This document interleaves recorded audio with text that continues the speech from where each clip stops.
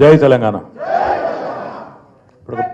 ఇప్పుడు ఒక పెద్ద సమస్య ఉంది. ఎందుకంటే ఇంతమంది మాట్లాడిన తర్వాత మాట్లాడాలంటే ఏం లేదు, వాస్తవం చెప్పాలంటే. ఇక కాకపోతే మరి ఇక మైక్ ఇచ్చిండ్రు కాబట్టి తప్పదు. అందుకని ఇటువంటి మీటింగ్లకు పోయినప్పుడు ముందే నా బిడ్డని అడుగుతా, నేను ఏం మాట్లాడాలి అడిగినప్పుడు నా బిడ్డ ఏం చెప్పిందంటే, ఫస్ట్ మాట్లాడేదంటేనేమో చాలామంది పెద్ద పెద్ద వక్తలు ఉన్నారు, నాకేం లేదని చెప్పి సప్పుడే కూర్చో అన్నది. మధ్యలో మాట్లాడేది ఉంటే నాకంటే ముందు మాట్లాడిన మా సత్యవతక్క మంచిగా మాట్లాడింది, నా తర్వాత మా హరీష్ అన్న మాట్లాడతాడు, ఇంకా బాగా మాట్లాడతాడు, కాబట్టి నాకు చెప్పేందుకు ఏం లేదని సప్పుడే కూర్చో అన్నది. మరి ఆఖరికి మాట్లాడేటట్టుంటే ఏం చేయాలని నేను అన్నా. నేను చెప్పాలనుకున్నదంతా వాళ్ళు చెప్పేసిరు, నాకేం లేదు అని చెప్పి సప్పుడెక్క రమ్మని చెప్పింది.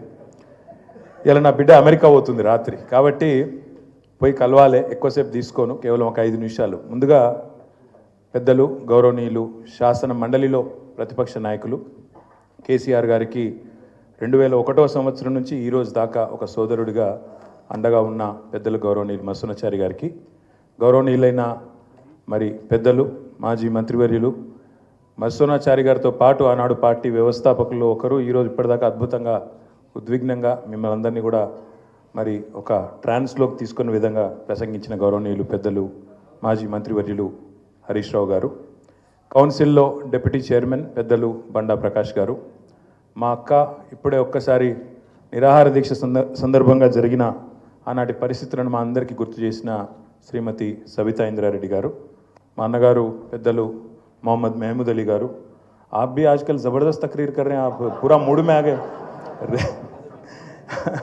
रिवेंज रेड्डी बोल दिया आज पहली बार. అట్లాగే గౌరవనీయులైన పెద్దలు అన్నగారు పొన్నాల లక్ష్మయ్య గారు, మా శ్రీనివాస్ గౌడ్ అన్న, సునీతక్క, సత్యవతక్క, గోపాల్ అన్న, మా కొప్పుల ఈశ్వరన్న, కర్ణె ప్రభాకర్ అన్న, ప్రశాంత్ అన్న, యాదన్న, రవన్న, వెనక కూర్చున్న మా ఎమ్మెల్యేలు, మా మాజీ ఎమ్మెల్యేలు, జర పేర్లు ఎవరో చెప్పలేదు ఏమనుకోకుర్రి, అందరికీ వేదిక ముందున్న మా అన్నదమ్ములకు, ఆడబిడ్డలకు, పాత్రికేయ మిత్రులకు పేరు పేరున హృదయపూర్వకంగా నమస్కారాలు. మాట్లాడిన ప్రతి వక్త, ప్రతి నాయకుడు ఒక మాట అన్నారు, ఇబ్బంది ఏదో ఉన్నది అని. కానీ ఒక్కసారి దయచేసి నేను మిమ్మల్ని ప్రార్థిస్తున్నా, ఇబ్బంది నిజంగా ఏమున్నది మనకు?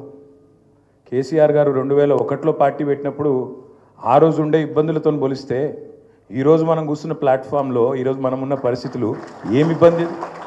ఇది ఇబ్బందే కాదు, అదొక లొట్టపీస్ కేసు, వాడొక లొట్టపీస్ ముఖ్యమంత్రి, చేయగలిగేది ఏమీ లేదు.